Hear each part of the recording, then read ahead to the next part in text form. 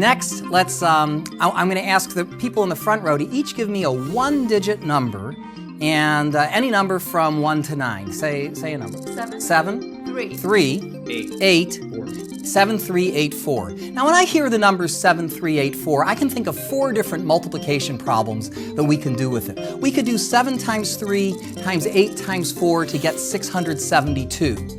Or we could do 7 times 384 to get 2688. Or we could do 738 times 4 to get 2952. And last but not least, we could do 73 times 84. That would be 6,132.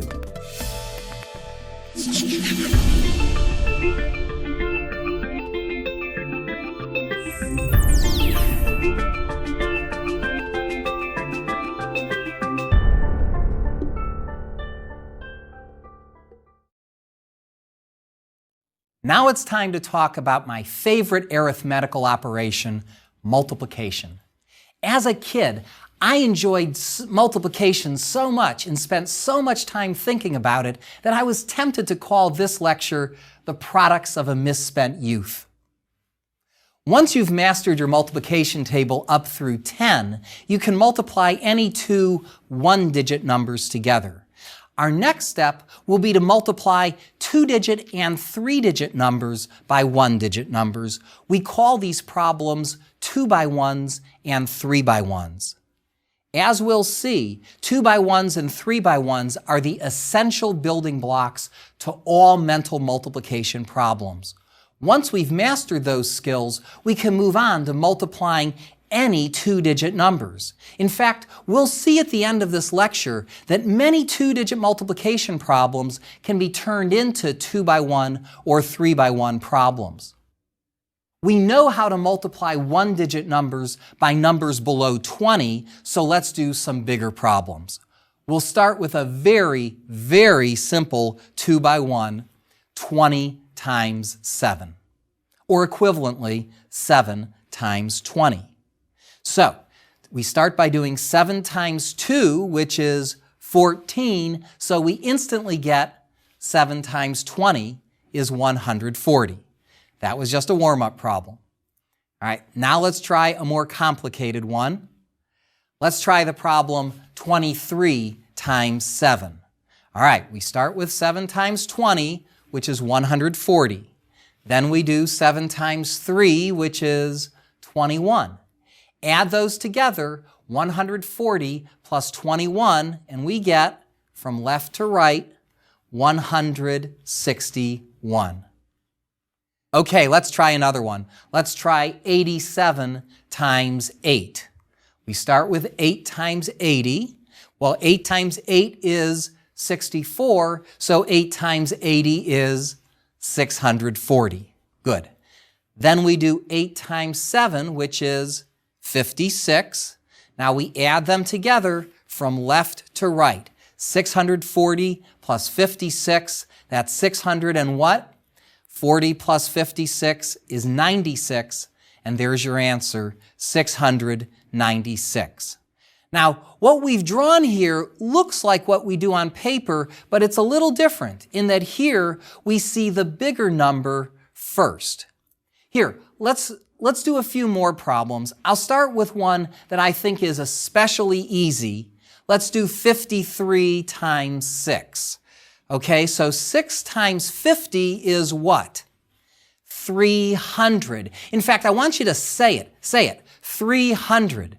The reason we can say it is that the answer is not going to change to 400. There's no way that can happen. Why? Because I'm about to add a one-digit times one-digit problem. Those can't get any bigger than 9 times 9, and that's less than 100. So I can say 300 with complete confidence.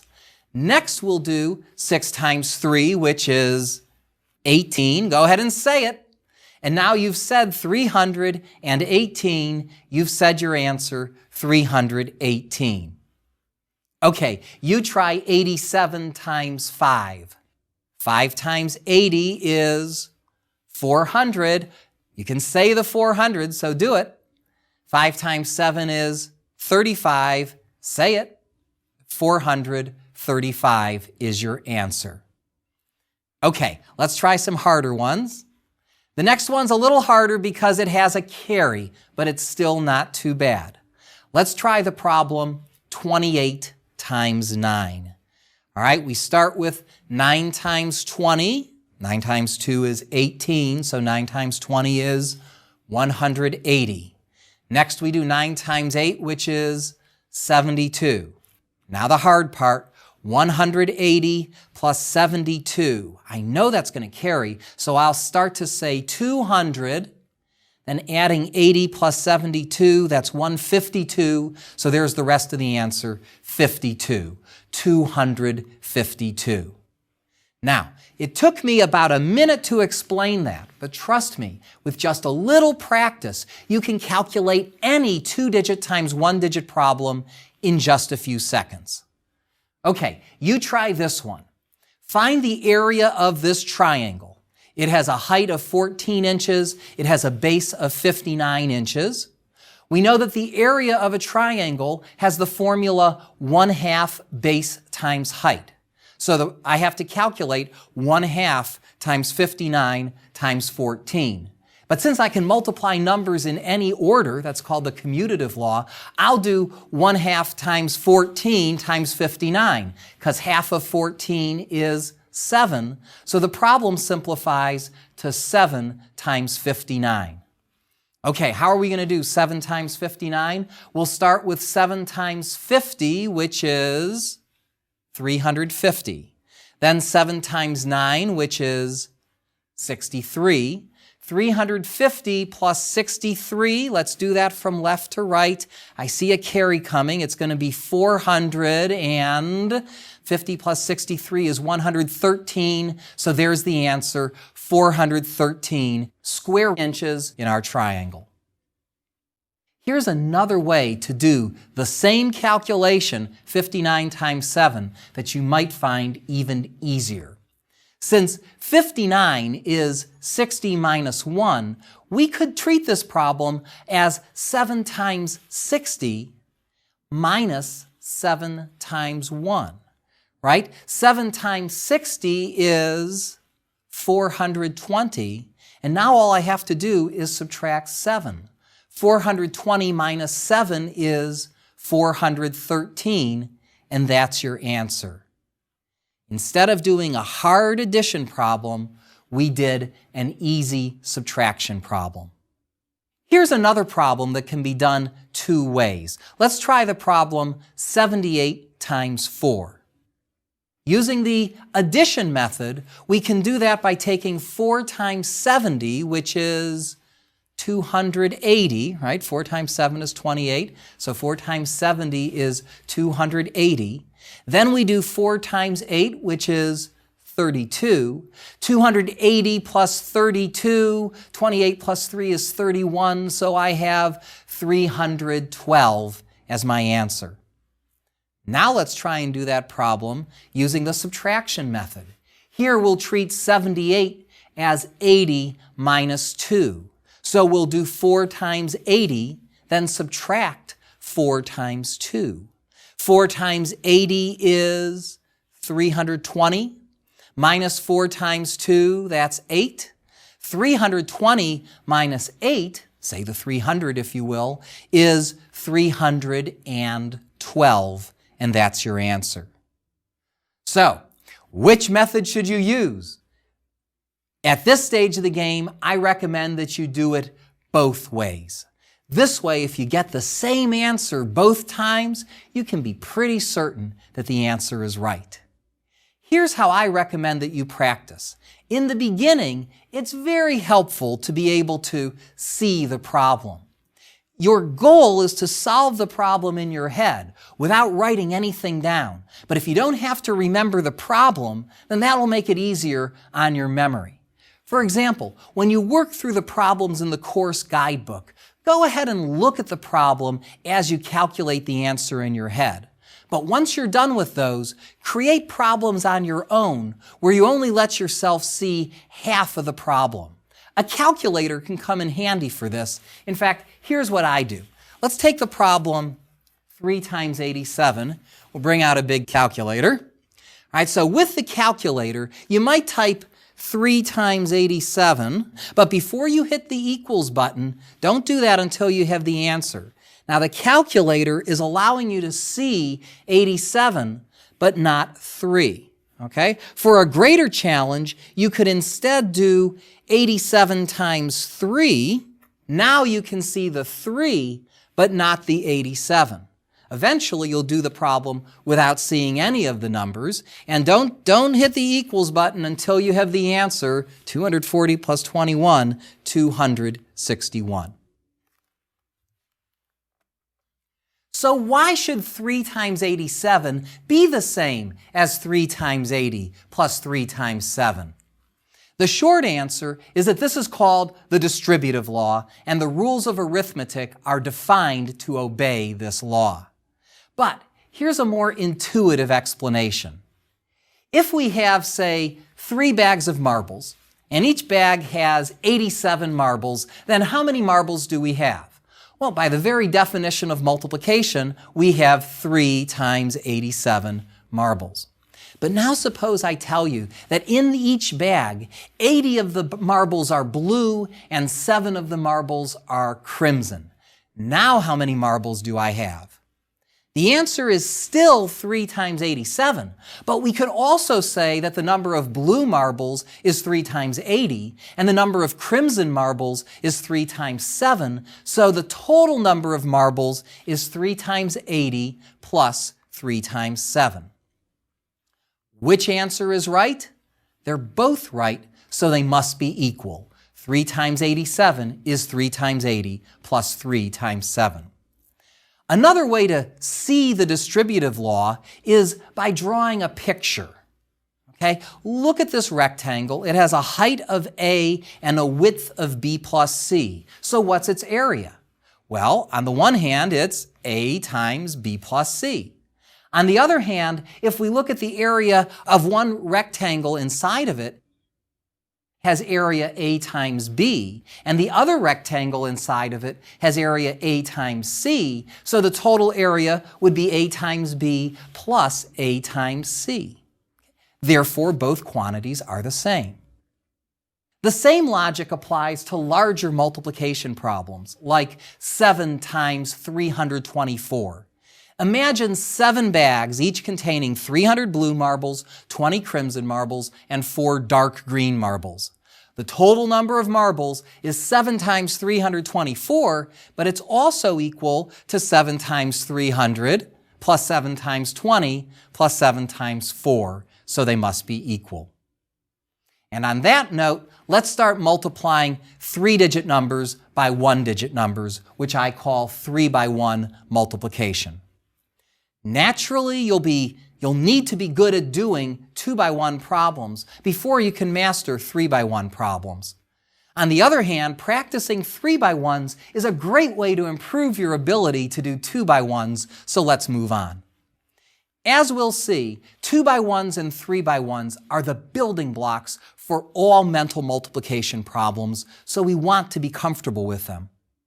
Again, we'll start up with a very simple warm-up problem, 300 times 7, or equivalently 7 times 300. All right, so since 7 times 3 is 21, we instantly get 7 times 300 is 2100. Okay, as I said, that was an easy one. Here's another problem that's almost as easy as a 2-by-1. Let's do 320 times 7. Okay, so this time we know that 7 times 300 is still 2100. Next we do 7 times 20, which is 140.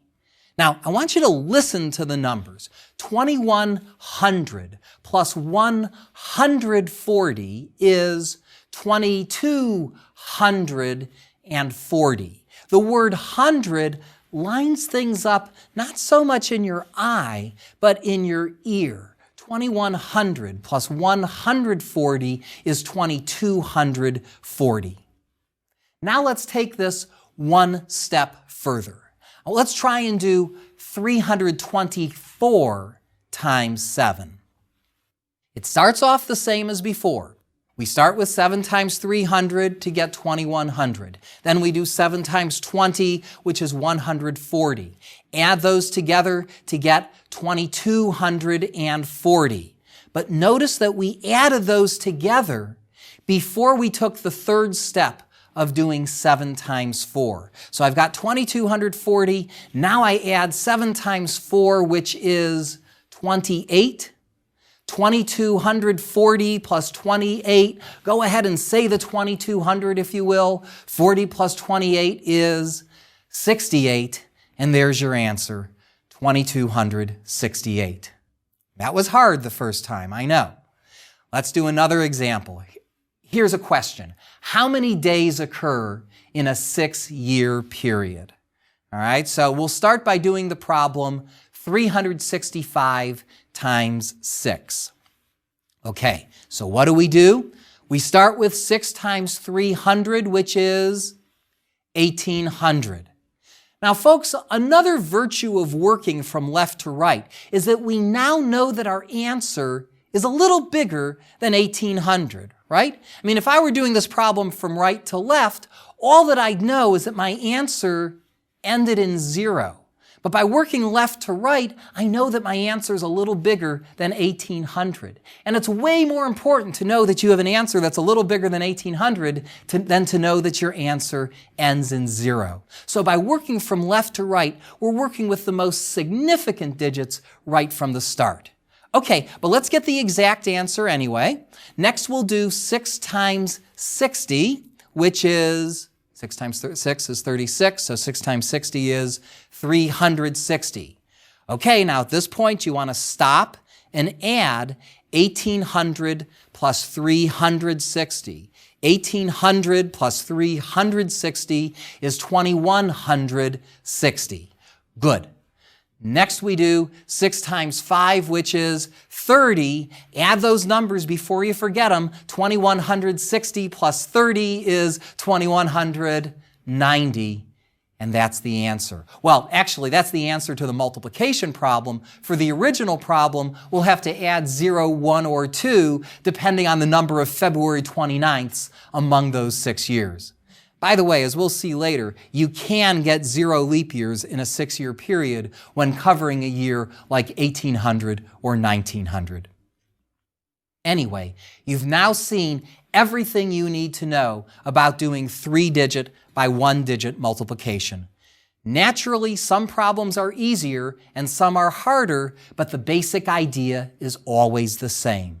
We calculate from left to right and add numbers as we go. Let me give you a few more problems. I'll start with an easy one, and then we'll work our way up to some harder ones. All right, this one's very easy.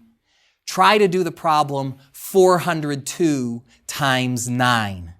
Okay, so we'll start with 9 times 400, which is 3,600. Go ahead and say the 3,600. You can say it because all you're going to be left with is 9 times 2, so that 3,600 can't possibly change. 3,600. Next we do 9 times 2, which is 18. Say the 18, and you've said your answer, 3,618. Another good reason to work from left to right is that you can often, just like in this problem, you can often say your answer while you're still calculating. Not only does that help your memory do the problem, it also gives the illusion that you're doing the problem even faster, and that's a good thing. Now, what made this problem most convenient was that juicy 0 in the middle of the problem. Sometimes having a 1 in the middle of the problem also makes things easier, like in this next problem. Let's try 812 times 3. We start on the left with 3 times 800, which is 2,400. Now go ahead and say the 2,400. I know that 3 times 12 is going to be under 2,400, is going to be under 100, so I can say 2,400. Next we do 3 times 12, which is 36, and there's your answer, 2,436. Here's another problem where you can say the beginning of the answer without any risk of having to correct yourself. It's when we have the number 5 interacting with an even number. Let's do 527 times 8. So here we have 8 times 500, which is 4,000. Go ahead and say the 4,000. There's no way that what comes next is going to make that 4,000 change into a 5,000, right? Because what comes next is always less than 99 times 9. That's less than 100 times 10. That's less than 1,000. So you can safely say 4,000. Get it out of your memory. Now you do 27 times 8. Now that's a 2-by-1 problem. We've simplified our life to a 2-by-1 problem. 8 times 20 is 160. 8 times 7 is 56. 160 plus 56 is 216. And there's your answer, 4,216. All right, here's another easy one. Let's do 925 times 8. All right, so we'll start with 8 times 900, which is 7,200. Now, what's coming next after the 7,200? You can't say the 7,200, but look what's coming next, 25 times 8. Now, I happen to know that 25 times 8 is 200, right? If I've got 8 quarters in my pocket, I know that that's $2. And if you know something, don't be afraid to use it. 8 times 25 is 200. Add that to the 7,200, and you have 7,200 plus 200 is 7,400. Okay, let's try a harder problem. Let's try 789 times 7. All right, so we start with 7 times 700, which is 4,900. 7 times 80 is 560. Add those together from left to right. Listen to the numbers. 4,900 plus 560 is 5,460. Next we do 7 times 9, which is 63. We're going to have to do 5,460 plus 63. Now don't panic. What you can notice right now is that there's going to be a carry. So relieve your memory by saying 5,500 right now. That 5,400 becomes a 5,500. Now do 60 plus 63. That's as easy as 1, 2, 3, 123. So you know how the answer ends with 23. So there's your answer, 5,523. But there was another way of doing that last problem, 789 times 7, that you might find easier. Notice that 789 is 800 minus 11. Because of that, we could do this problem as 7 times 800 minus 7 times 11. 7 times 800 is 5,600. And now we have to subtract 7 times 11. 7 times 11 is 77. What's 5,600 minus 77? You know it's going to be 5,500 and something. 5,500 and what? Well, the complement of 77 is 23. So there's your answer again, 5,523. As we've seen before, we've taken a hard addition problem, one that had lots of carries, and turned it into an easy subtraction problem. Once you've mastered 2-by-1 and 3-by-1 multiplication, you can actually do most 2-by-2 multiplication problems, 2-digit times 2-digit numbers, using what I call the factoring method. Most 2-digit numbers can be factored into smaller numbers. As a matter of fact, 69 of the 92-digit numbers, more than 2/3 of them, can be factored into smaller numbers, and we can often take advantage of this. For example, consider the problem 23 times 16. Now, when I see 16, I can't resist thinking of 16 as 8 times 2. So for me, when I do 23 times 16, I want to do 23 times 8 times 2. So that's going to be our strategy. First multiply by 8, then multiply by 2. You can even hold that 2 on your fingers on reserve if that helps you remember it. Okay, let's do 23 times 8. 23 times 8, that's a 2 by 1. 8 times 20 is 160. 8 times 3 is 24. 160 plus 24 is 184. Good. Pause. Take a break. You're halfway there. What do we do with that 184? We multiply it by the 2 you were holding on to, right? 184 times 2. If I double 184 or use the 3 by 1 methods we've learned, we get 184 times 2 is 368. So our original problem, 23 times 16, is 368. By the way, the reason that 23 times 8 times 2 is the same as 23 times 8 times 2 is due to what's known as the associative law of multiplication. But let me show you another way to do 23 times 16. I said 16 is 8 times 2. You could also say that 16 is 2 times 8. The same thing? Not really, because 23 times 16 we could now do as 23 times 2 times 8. Maybe you'll find that easier. 23 times 2 is 46, and when you multiply that by 8, 46 times 8 is 320 plus 48 is 368. This way you didn't have to do any 3 by 1 multiplication. Or maybe you'd rather think of 16 as 4 times 4. 23 times 16 is 23 times 4 times 4. 23 times 4, that's a 2 by 1, 80 plus 12 is 92. When you multiply that by 4, we have 360 plus 8, we get 368. Okay, let's do another problem. Suppose that your phone service costs you $59 per month. How much will that cost in a year? All right, so we can break up the number 12 lots of different ways. Let's break it up as 6 times 2. So we'll do 59 times 6 times 2.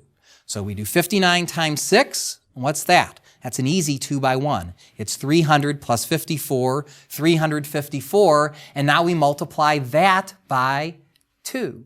354 by 2 is a not too bad 3 by 1 problem, because 2 times 350, do that all at once, is 700. And 2 times 4 is 8, so there's your answer, $708.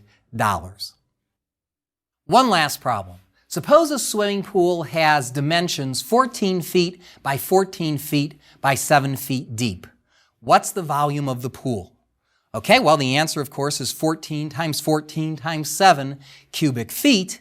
Let's do that multiplication in our head. Starting with 14 times 14, which we'll do a few different ways.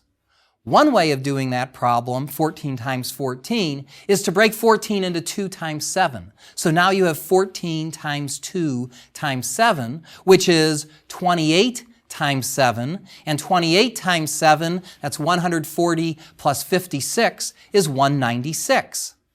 Another way of doing 14 times 14 is you could do 14 times 7 times 2. 14 times 7 is 98, and when you double 98, you get 196. Or we can use the method we learned in Lecture 1 for multiplying two numbers between 10 and 20, right? We're doing 14 times 14. Let's not forget what we learned in Lecture 1. We can do that by taking 14 plus 4, which is 18, multiplying that by 10 to get 180, then add to that 4 times 4, 16, to get 196. Okay, so the original problem, 14 times 14 times 7 becomes 196 times 7, which we can also do in a few different ways. Using the addition method, we can do 196 times 7 by doing 7 times 100, 700, 7 times 90, 630, add those together to get 1,330, then do 7 times 6, 42, add those together, 1,330 plus 42 to get 1,372 cubic feet. Or you could do it by subtraction. You could take 196 times 7 and take advantage of the fact that 196 is 200 minus 4. 7 times 200 is 1,400. Subtract 7 times 4. 1,400 minus 28 is 1,300 and what? The complement of 28 is 72, so there we have it again, 1,372 cubic feet. To summarize this lecture, I've shown you everything you need to know to do 2x1 and 3x1 multiplication, which are the most fundamental operations of mental multiplication. For most of these problems, you'll use the addition method, but sometimes you may find it faster to use subtraction. With just a little bit of practice, you can do any 2x1 or 3x1 problem in just a few seconds. And now would be an excellent time to practice. With these skills under your belt, you can even multiply most 2-digit numbers together. We'll have plenty more to say about mental multiplication techniques in this course, but before we do that, we'll attack the fourth of the fundamental operations of arithmetic. So get ready to divide and conquer.